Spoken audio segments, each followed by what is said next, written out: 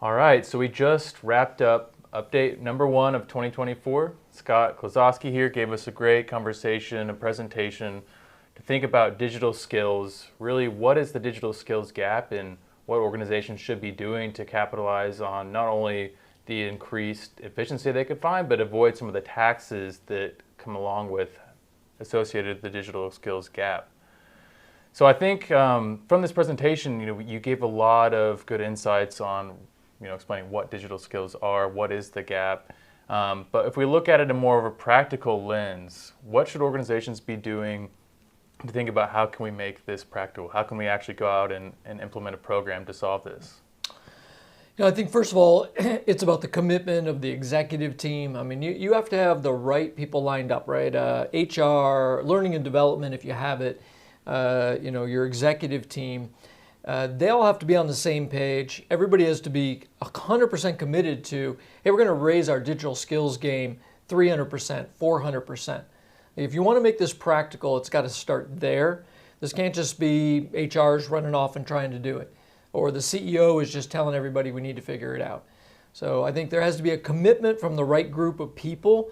That's the way you're going to get something like this built.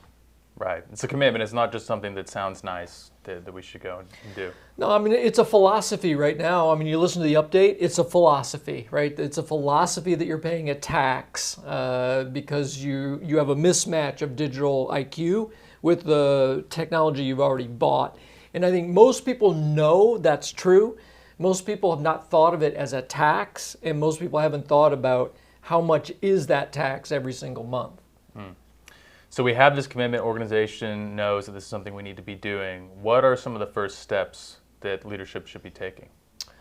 Well, I think the first step is you got to write it down. You got to have a plan. You got to write it down. I mean, it's got to be projectized. It can't be something that's just done informally. Somebody's got to write up the roadmap that says, all right, here's our Digital IQ 2.0 project. And then you have to follow the 7 steps that we gave them, in the update or that's on our website, right? You got to go through and at least do those 7, right? If not, a few more steps that you put in place. But the first thing I would say is, I don't think anything is real till you write it down in a roadmap. Everybody agrees to the roadmap. We've assigned ownership. You got to projectize something like this. And it's an important project. It is as important as doing a big installation of a piece of software, but we don't think about digital skills that way. A big piece of software, you never license it, spend a year and a half putting it in and not take that seriously, right? Because it's a lot of money and you believe there's going to be a lot of impact on the organization. But digital skills, we just don't look at them that way for some reason. Like they're costing a huge amount of money. They can make a huge difference for the organization. But we don't think in terms of, let's have a project manager, let's have a roadmap, let's have all the things we would have if we installed a big piece of software. And we need to think about it that way. Yeah. So you mentioned the impact, and that's one thing that a lot of times informs a project roadmap, a strategy, right? So how can we look at the impact of such a digital skills gap? Like if we go into what are percentage usage of tools among our employees, how can we start to measure that? So it's a great question. We've always done it in the past by surveys and or interviews. And the best is a combination of both. You can put 20 questions in a survey out to your team member. The right 20 questions is going to get you pretty good analytics on what percentage effectiveness do they think they have with the tools they have to use. Not new ones, right? Just what you already have. And I think you augment that with some interviews, right? So you go interview people from different departments and just have more of a long-form conversation. Mix those interviews with the surveys. That's how you can start to get a reasonable definition of what is this digital skills tax we're paying. So it sounds like a big aspect of actually going out and implementing a digital skills program would be the people, right? And their ability to adopt new tools. What would you say are some of the biggest obstacles or problems, if it is the people, that organizations would face? First of all, this is different, right? This is a new and different way of thinking. Digital skills have never been something that was a real high priority in organizations. So the first thing you run into in any case is just that this is new. Like we've never thought about it this way. Second thing you're going to run into is the variance in your human beings as far as their willingness to learn. You know, some people they're already maxed out, like on what they think they can learn. Some people are exhausted from learning so much. Like I said, I can be at times. You know, you run right into the face of you're going to have to inspire many people to learn more and to be excited about doing it ongoing. So we've talked about some of the obstacles, we've talked about some of the steps to take, and if I were to put myself in the shoes of an organizational leader, like an HR leader, what would be my mindset looking at a digital skills program? Look, if you're an HR leader and you're looking at this right now, this is a huge shot for you to amplify your impact on the organization. You've always had the human component. This is a weakness in the human component. And if you also had learning and development, I mean, if you had training also in HR, the potential for you to have a positive impact on the organization is immense, especially in this AI era. So if you're in HR, look at this as the potential to do something new that's much more advanced as far as digital skills that would have tremendous impact. Yeah. Now I can imagine learning and development, that might be an area where, you know, some organizations just think this could kind of live in, right? This program. If you're in that area, what would you do to make sure it's, you know, more broadly adopted?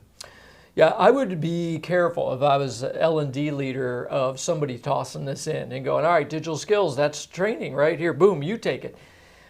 You know, this needs to be an institutional program. In other words, it's not your job in L&D to set up what the incentive systems might be. It's not your job in L&D to change our hiring process. It's not your job in L&D to have all the VPs, right, of all the different groups have a much higher level of accountability for their people.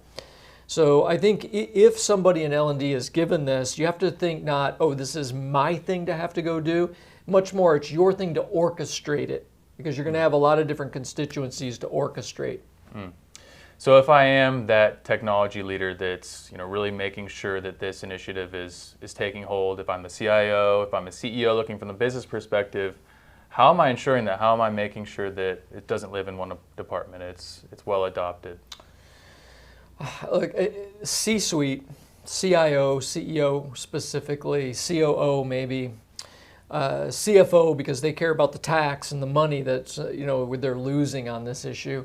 I think the C-suite's got to hold people accountable, set high expectations, and they have to constantly talk about this. And they have to be good examples.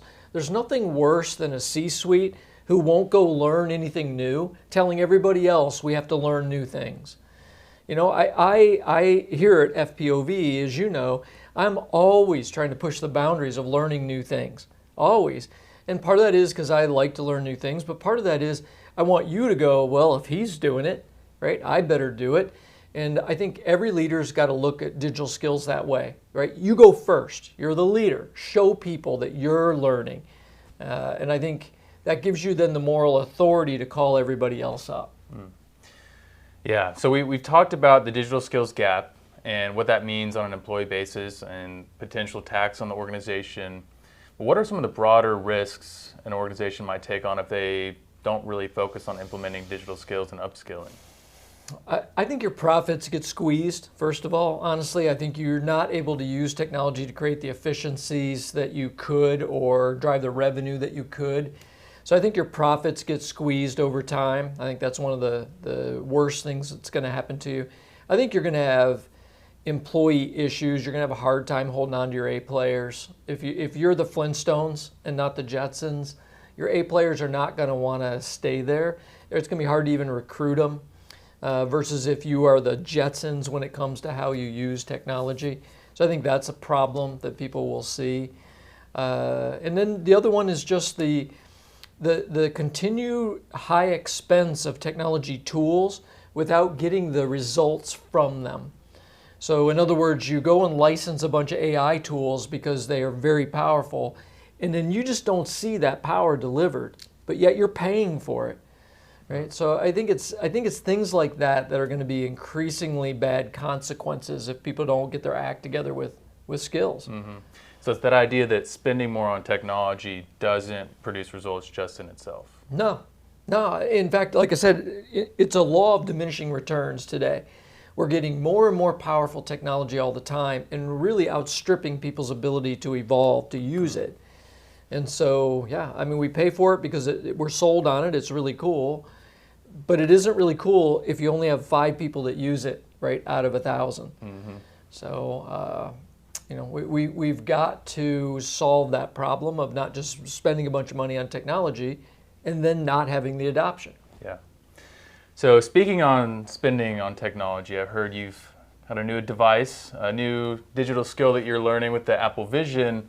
I also heard maybe some people in your household are still adapting to that change. What? Were you talking to me? Were you saying something? Yeah, speaking of expense, right? The very expensive. I did find out, though, that I could sell this on eBay for $1,000 more than we paid for it. Wow, it's a good investment. Yeah, it's not bad. It is interesting. I spent all weekend learning how to use this, and it's a whole new environment compared to regular computing, I have to say. And it's also a good way just to not pay any attention to anybody you're in the room with. Yeah, well, I think we're all adapting, and there's a new level of learning when someone is engaged or not, or sometimes you might just have to guess going into the future. But thank you for listening here today, and if you would like to learn more about digital skills and the FPOV Digital Skills Program, please visit our website. We'll throw our link here on the screen, and if you have any questions, reach out to us directly.